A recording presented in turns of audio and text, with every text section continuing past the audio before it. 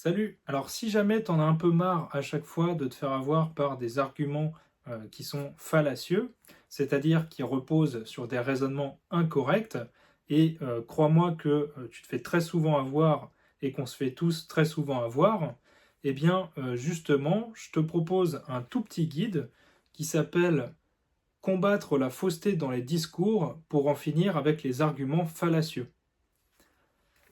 Alors, ce petit guide, il est loin d'être exhaustif, mais c'est une approche vraiment directe et concrète, c'est ça que j'ai voulu en tout cas, pour te montrer, te faire découvrir un peu qu'est-ce qu'un argument fallacieux, qu'est-ce qu'un raisonnement incorrect, et comment finalement est-ce que je peux déceler chez la personne en face de moi si l'argument est valable et correct, ou s'il est non correct, s'il est invalide, et est-ce que moi-même, je tiens un discours incorrect ou pas? Parce que le but, en tout cas, de mon ouvrage, de mon petit guide, c'est que toi, tu travailles sur ta manière d'argumenter pour avoir des argumentations totalement logiques et valides, et que tu puisses aussi ne plus te faire avoir par autrui quand il utilise un discours qui serait trompeur, manipulateur, etc.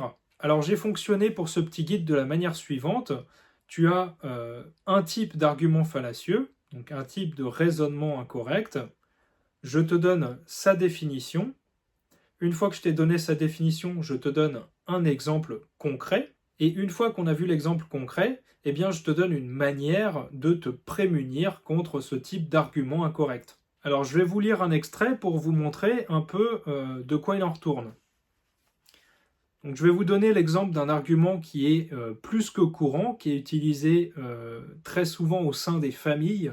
Et donc, ça me paraît ici très important que tout le monde puisse comprendre que cet argument n'est pas valable.